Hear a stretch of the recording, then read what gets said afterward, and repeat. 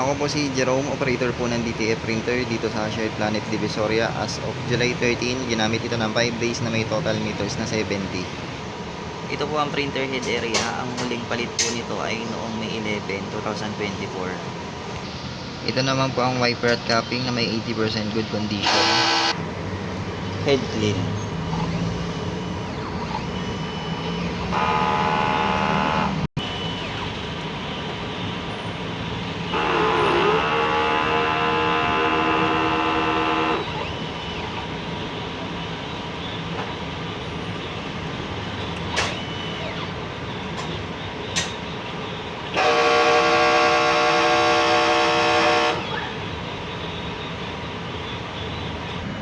Punasan ng wiper at capping after head clean.